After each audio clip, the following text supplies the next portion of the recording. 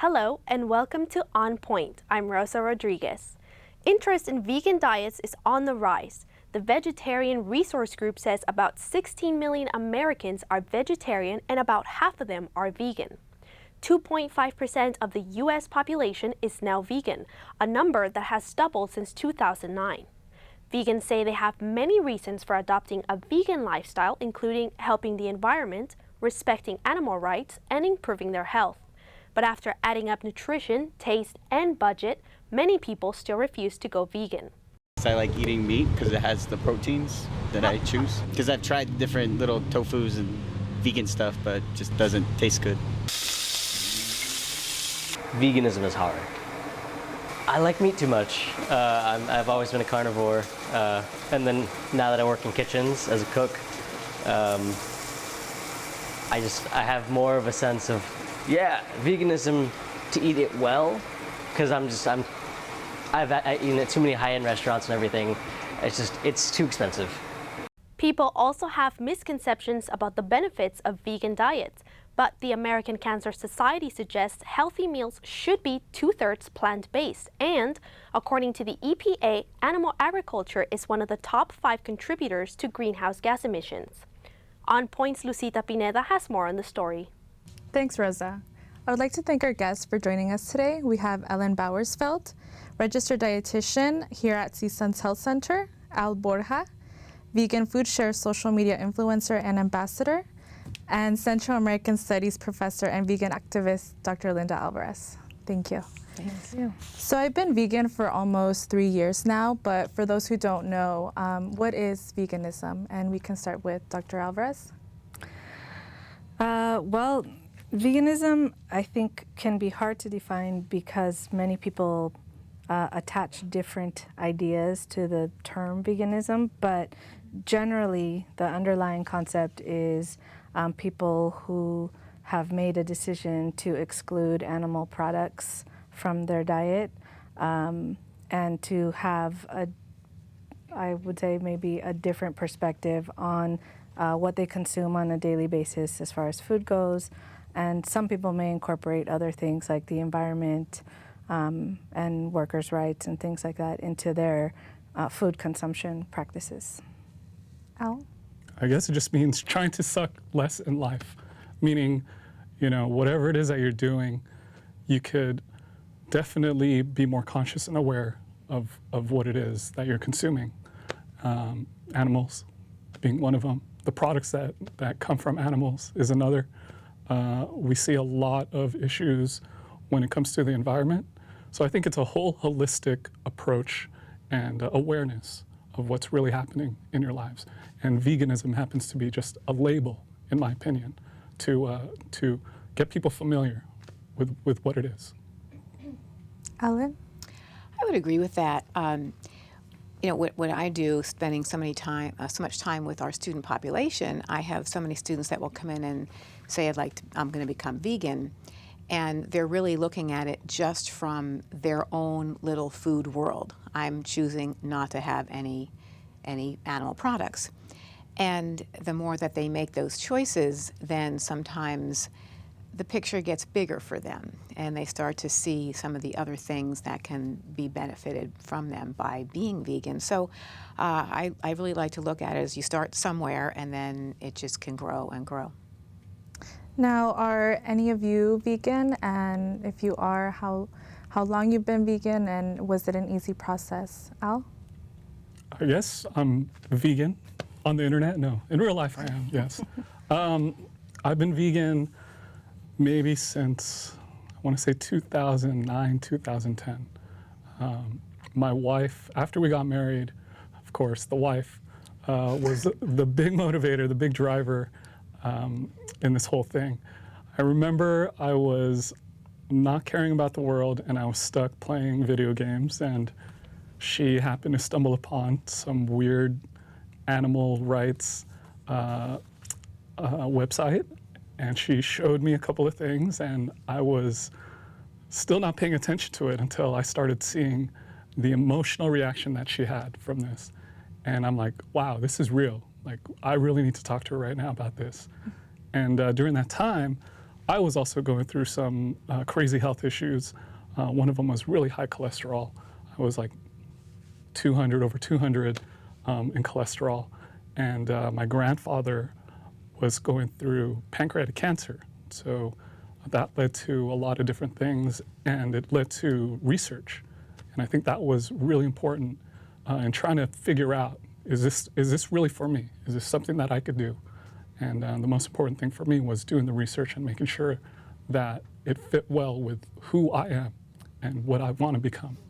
So it's a journey. Ellen? I am not vegan. I would consider myself a extremely healthy eater. I do eat animal products, but very small amounts.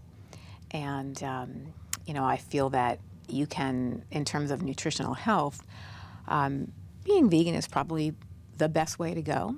But there's so many different levels of that and so many different layers that it really is a very personal choice. And in my own health right now, using small amounts of animal protein works well for me. It doesn't work well for everybody, and it's nice to be able to, kind of pick and choose how you want to make those healthy food decisions. I come across a lot of students that are vegan, but still may actually have somewhat of a poor diet. So diet quality is important whether you're eating animal products or not. And as a vegan, you still have to make good choices. Dr. Alvarez? I am vegan. I've been vegan for about 11 years. My veganism was initially informed by animal rights. Like I grew up around a bunch of animals, and I've had punctuated moments that I still remember where the connection between what I was eating and the animal that I really cared about was made very salient. One of those when I was I think I was about 8, and somebody was taking care of our my pet rabbit, Charlie. And when I came back, I was like, oh, where's Charlie? I was so excited. And then they were like, right here. And I was like, you ate my rabbit. Oh. So things like that kind of stuck with me. I was also one of those kids on the lunch food program. And I vividly remember to this day eating a chicken thing, and one of the veins, literally, when I pulled it off, it slapped me in the face, and I was like, this is so nasty, why do I eat this stuff?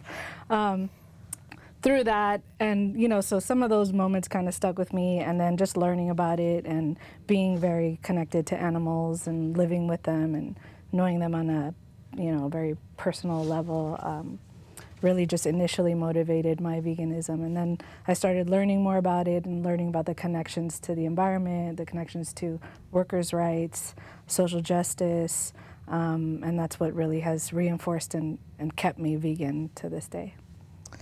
So many times people confuse vegans with vegetarians, but there's actually other dietary habits out there like pescatarian or flexitarian, which I just learned about recently, and even raw vegan. So what is the difference between all of these and vegans? Ellen?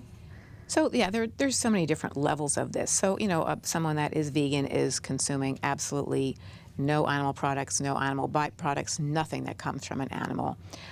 But then you can have a lacto-ovo vegetarian that's eating dairy and eating eggs. Pescatarian's going to eat animal foods and eating fish.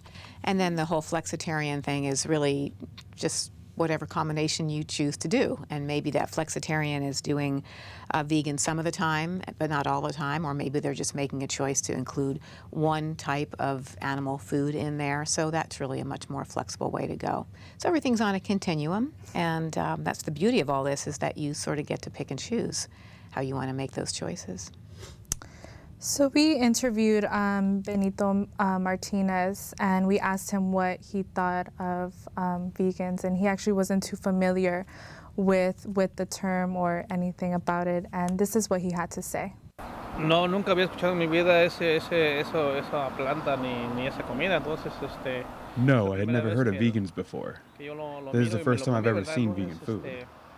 I ate some, and I thought it was good. Me parecieron muy It is deliciosos. also healthy Y because it más que doesn't nada es contain bueno meat para la or any salud, other animal products. porque no contiene como carnes, otro tipo de que no sean animales en este caso. Alan, based on what Mr. Martinez said, do you think it was? Do you think he's right in assuming that the vegan food is healthy and the healthiest? Well, I would say that if you look at all the different types of diseases, chronic diseases that we're experiencing in this country now, that people that eat vegan or closer to a vegan diet probably have better health and suffer from less chronic disease. Yes, absolutely. And are there any potential risk associated with the vegan diet? There's probably sometimes misconceptions sometimes that vegans lack in protein, so they have a high protein deficiency. So what are your thoughts on that?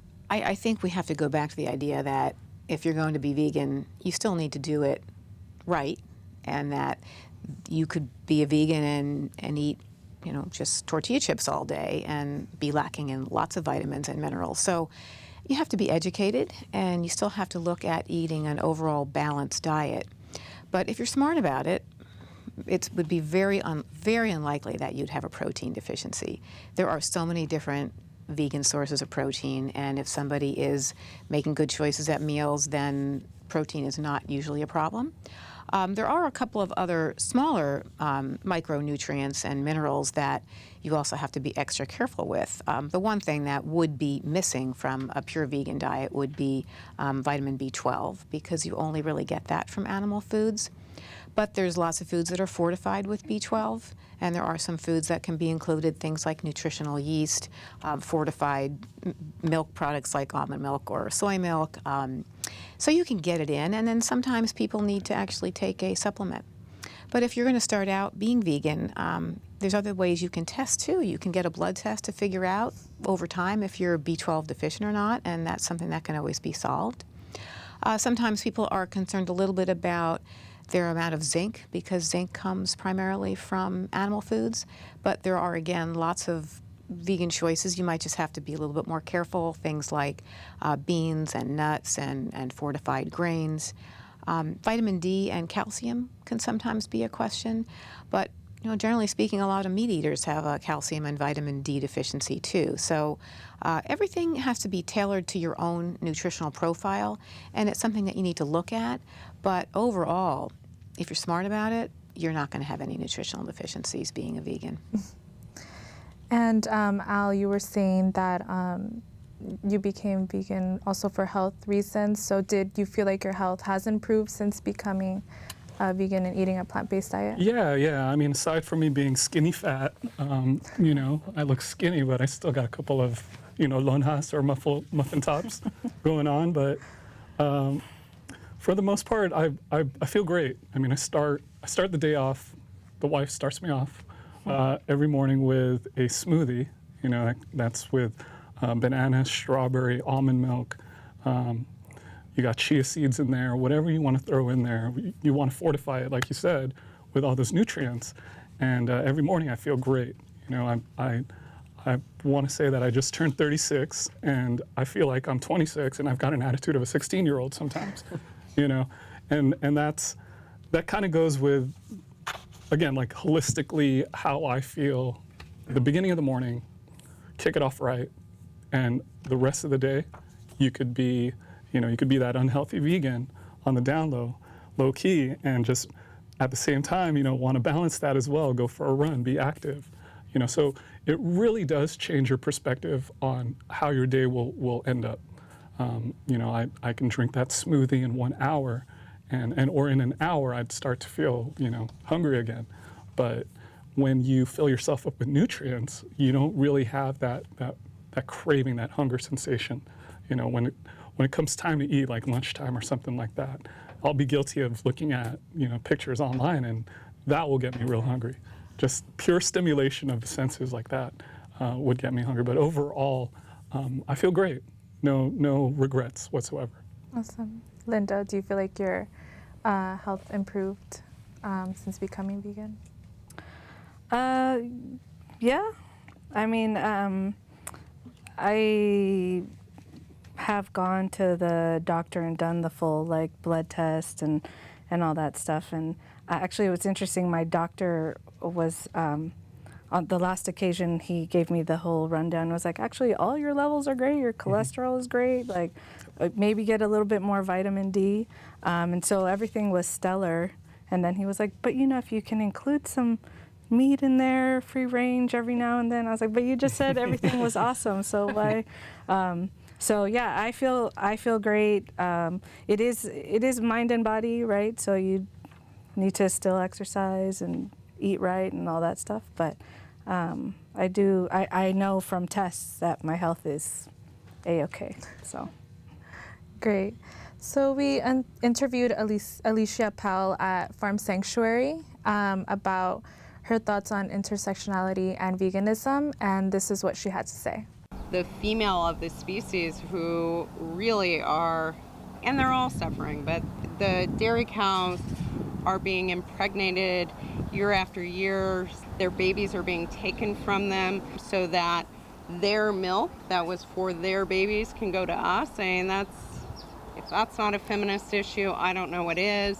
And also just on social justice, where you're taking oppression and exploitation into these beings who are just, you know, sentient, feeling, thinking beings like all of us. It's so easy to then to take that up to different people and races and classes and genders. Dr. Alvarez, what are your thoughts on what Alicia said? It's a loaded question because there's so much that goes into intersectionality, right? She's talking about the feminist issue and the idea of being able to look at a feminist issue across species, not just as a human issue, but also one that affects any other female being. And that's, you know, there's been a significant amount of work done on that, and it is about, I guess, realigning your concept to not be what is referred to often as speciesist, where you would put the human idea first, right, and everything works around us, versus a system that's more integrates more everything that we live with. As far as intersectionality, yeah, I mean, it gets on many different levels. It can be class, it can be race, and you know, one of the interesting things is just the idea of eating. A lot of the foods that we eat, if we look at one aspect of intersectionality, it's foods that people have been eating for a very long time, right? A lot of the foods that you know are more meat-oriented foods are foods that were introduced. Depending on where you're from and what cultures we're talking about. So, for example, Mesoamerica, there was a mostly plant-based diet, and that has changed over time. So, you know, thinking about the clip that you showed earlier where you were asking the guy about veganism, have you heard of it? Maybe people haven't heard about veganism, but maybe they're eating almost or sometimes very vegan diets, because rice and beans is as straight up vegan as you can get. Rice, beans, I remember growing up and eating rice, beans, avocado. Gallo pinto is a Costa Rican dish all the time. I was basically eating vegan. So a lot of these intersectional concepts are about integrating that kind of knowledge, like cultural knowledge, race knowledge, gender, all these things into your ideas about veganism. So it's not just about a food thing. It's really holistic, like you were saying earlier, right? You're looking at the whole picture here. Oh no, I was going to say, yeah, when food is introduced, you change a community, you change a culture. And right now, I think the biggest problem that we've been introduced to as a culture is fast foodism. You know, we want things quick, we want things fast, we want things convenient. And I think that has been, you know, albeit convenient for some people, it has been a huge problem. It's a huge epidemic. You look at obesity rates right now, you know, it's not because they're eating well-nutritioned food or food with lots of nutrients, they're eating junk. People are eating junk, and that needs to be identified and made aware that you could be introduced to other things aside from fast foodism. You know, veganism might be one of them. Vegetarianism might be another. You know, whatever it is, you know, I hate to say it, just get off that crap and just do something different. Awesome. And so many times, going into the more ethical, many times people will argue that animals kill each other for food, so why shouldn't humans? What are your thoughts on that? We can start with Al. No, it's and that's cool. I mean, we don't live in caves. We don't, you know, we're not throwing spears at animals right now. We're not living off the land as we're intending to. I mean, we live in a modern society. If we have options, if we have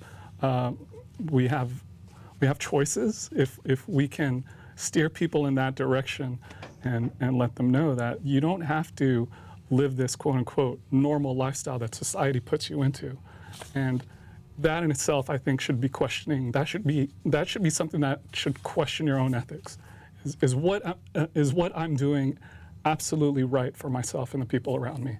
Is it right for my environment? Is it right for, you know, my neighbor? Is it right for anyone else that doesn't understand that we're being engineered to live a life that other people want us to live? If we could be more independent, free thought, free thinking, if we can see what the choices are out there, then yeah, maybe I'll do something different today. Maybe I won't go to, you know, death row, I call it. Death row meaning a chain of fast foods on the same street. For example, I used to live near Woodman and Roscoe. You go down that street, what do you see? McDonald's, Popeyes, no longer there, thank goodness. Jack in the Box, Burger King, 7-Eleven even. You know, that to me is death row. You know, you don't have to be in prison to feel like you're in death row. So I think just overall, just move forward, progress, and know that there's better things out there in life. Our mission is to rescue farm animals from cruelty and neglect and animals who are exploited for food, to provide them sanctuary for the rest of their lives, to educate people about their plight and how they are used and exploited for food, and to advocate for a vegan lifestyle, for a compassionate lifestyle. And we focus on farm animal cruelty. We focus on outreach efforts and undercover investigations, spreading the message that animals are in a plight and we need to do something about it. We take virtual reality to different college campuses and we show what actually goes on in the meat industry behind the scenes with legally obtained footage of just the standard regulated practices. So how important are these organizations in our communities? Linda? You mean farm animal rescue organizations? Yeah, like any organizations like Animal Equality, they're here on campus, you know, showing videos and talking about equal animal rights. Yeah, I think they're very important because, again, speaking to this issue of speciesism, it is the norm, right? So, and kind of getting back to your question before, which was that many things have gone on in the past that we no longer do anymore, right? Racism, sexism, we can point to examples of things that we used to do and we don't do anymore. And so there's education that happens and we change our way of acting and engaging in society. And I think it's the same with animals, and we need to have animal advocates out there discussing the issues that affect animals, because there's so many ways that we continue to, you know, further oppress animals. Even in our daily talk, you know, somebody can say, oh, yeah, it treated me like a dog. What does that really mean? What does that kind of language mean when we refer to animals as always something negative? You know, we've heard women referred to in certain terms that relates them to animals, right? And what does it mean when you're trying to be derogatory towards someone and use an animal to do that? So we need, people to have contact with animals and really engage with them and see that they are sentient, amazing beings that share the planet with us. And that will help break down a lot of these ideas that we have, you know, dogs and anything, right? And so based on that, do you have any tips for anyone who wants to become vegan? Just do it. I mean, it's really, if you're feeling like you want to try it, I would say try it. You know, there's this idea that if you become vegan, that's it. I'm going to be vegan and I'm never going to eat anything that I love anymore, and you stress yourself out. Just try, go to an awesome restaurant, follow his Instagram, and there's a bunch of options on there. None of us are starving, right? None of us are sickly. We love animals. We love food. I say go out there, try it, and you'll see for yourself. It's something you have to try for yourself. Al? Yeah, it's definitely something that people can do right now. You know, go online, Google it up, do the research. There's no excuse. There really is no excuse to progress, because the fact that we live in LA.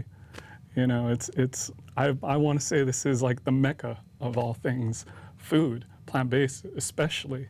You know, like we were saying earlier before the show, every year this movement or this awareness or consciousness is exponential. It grows exponentially. And there are way more people out there now. I mean, you look at all the festivals that we've had so far. You know, we just came from Vegan Street Fair that happened in March. And that was 30,000 people strong that showed up because it was a free event. But at the same time, you had a whole street and then some of these great vegan options. And that was like so inspiring to see. And then we've got upcoming festivals coming up. You know, you got Veg Fest LA coming up. You got Eat Drink Vegan coming up. So the list goes on and on and on and on about this awareness. Ellen, do you have any thoughts? I would just say that it is a personal journey, and that just put one foot in front of the other and just start small, just with one simple change, and make a commitment to, you know, just maybe one day a week go vegan, and just set up those goals that will be meaningful and something that you feel that you can do, and then see how it goes. Well, thank you. That's all the time we have for today. Thank you. Thank you. People think I'm trash, but they're wrong. Today I'm just an aluminum can, but one day I could be a stadium.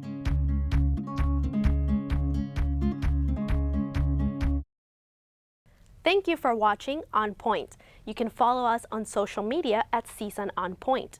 You can hear us on KCSN 88.5 FM on Sunday mornings at 5:30. You can watch us on Santa Clarita Valley Television on Sundays at 11 and at 5, and on LA 36 on Saturday afternoons at 3. For all of us here at On Point, I'm Rosa Rodriguez.